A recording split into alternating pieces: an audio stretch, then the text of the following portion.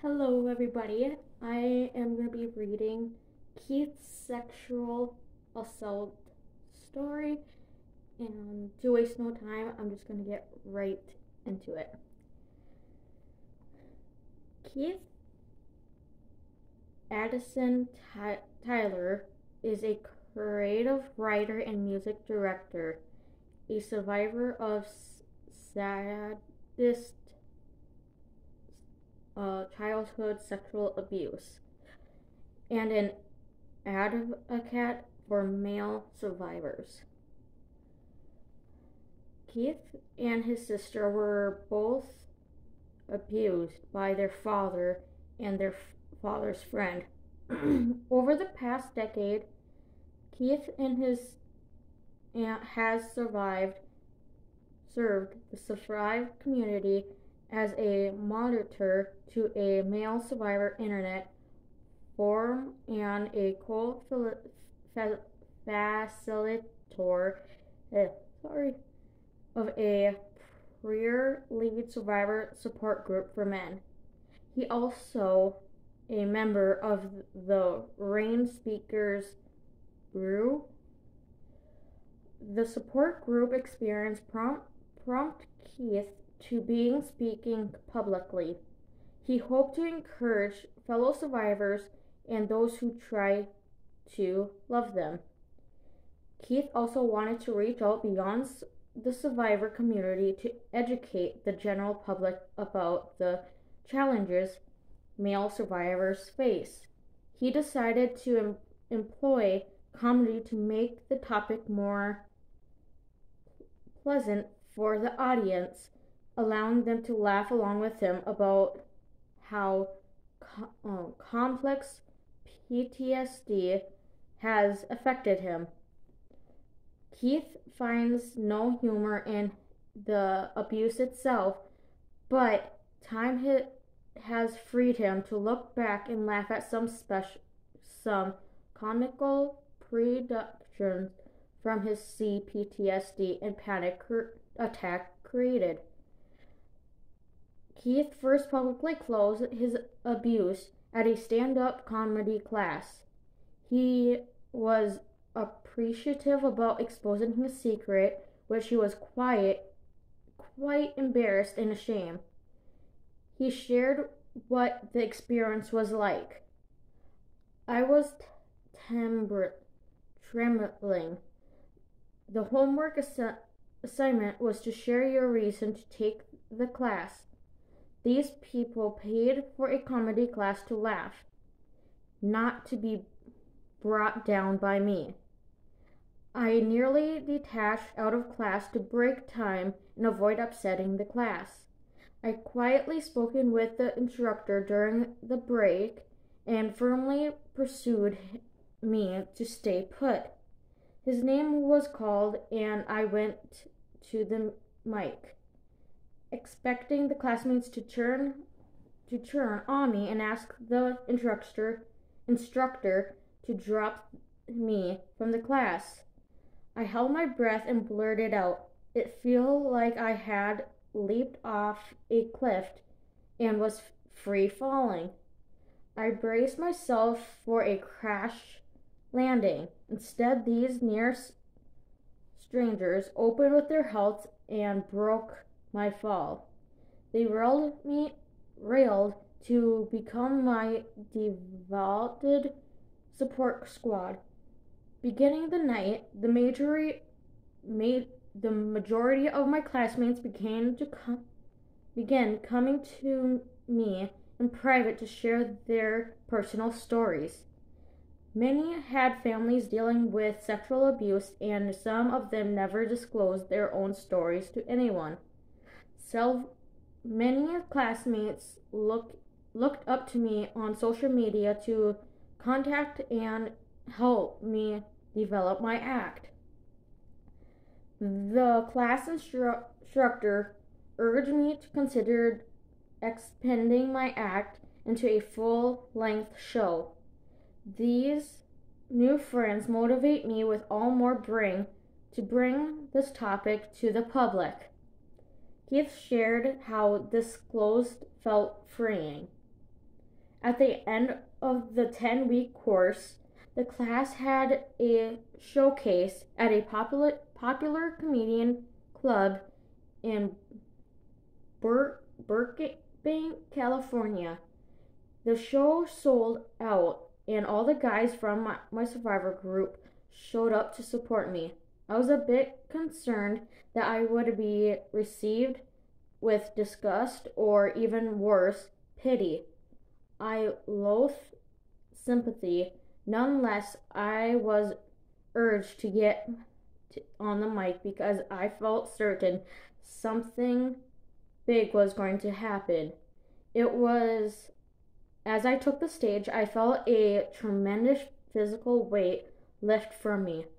Later, I realized of a heaviness was that dark secret, the one that had never really been mine to suffer. My predator's secret, which I had carried them for my whole life. I felt weightless, and my skin tingled. For the first time in my life, I experienced the life of being fully present in the moment. A part of me I've never known had come alive.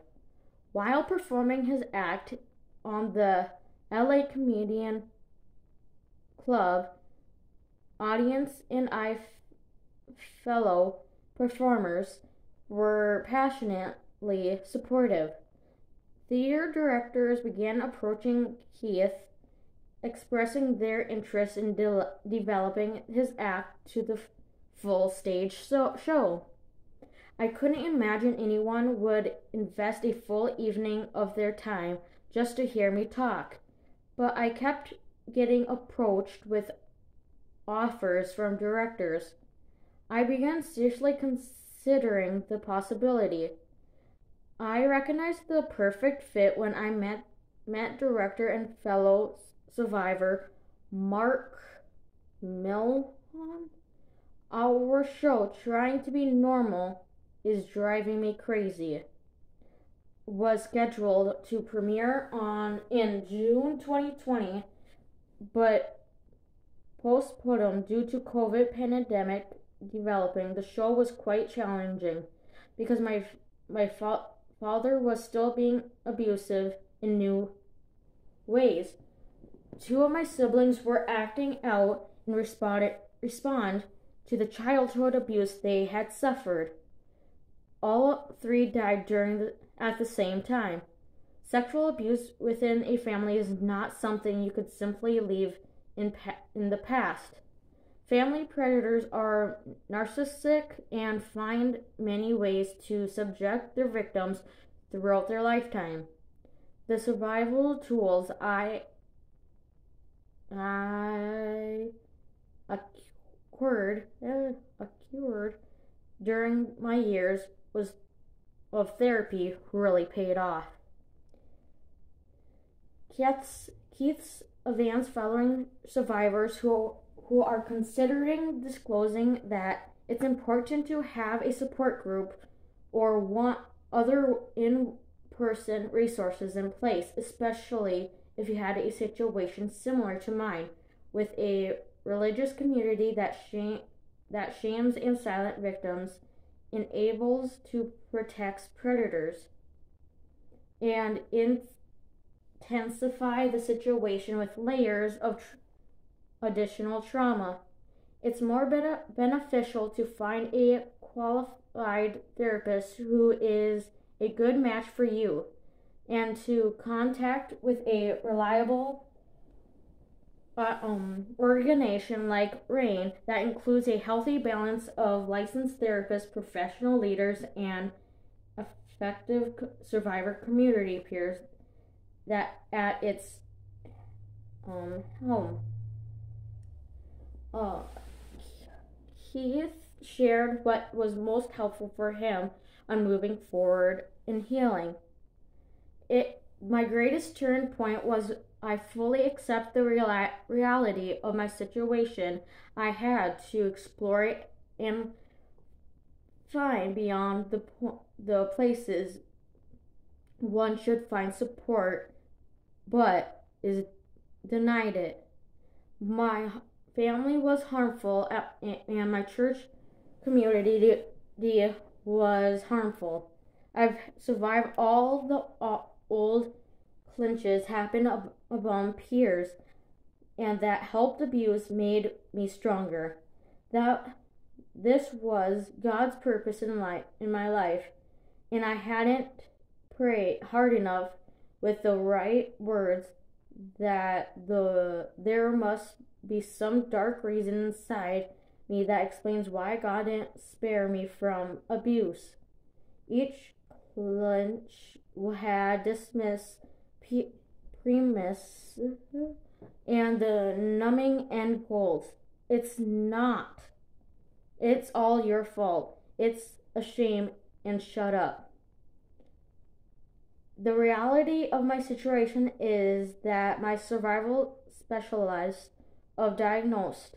I will be managing my symptoms and remainder of life. Many survivors fully recovered, but for some of us, it's complicated. I was intensely abused throughout my development and formative years, and too many years passed before I began treatment. Prayer did not change things, and things of therapy and treatment did not completely heal. I had to do the work, bringing the change for myself. I did my therapy homework and wrestled against my nature and nature to be invisible and guarded. When I finally faced reality, I began moving swiftly towards the place of healing. I managed many symptoms, but they cannot outweigh my joy to survive and to know the strength found in genuine gratefulness for help that came from the most unexpected places. Keith's overriding message to follow: survivors, never stop trying. I hope this story inspired you guys in any shape or form, and if it did, please let me know by liking, subscribing, etc. And I will see you in the next video.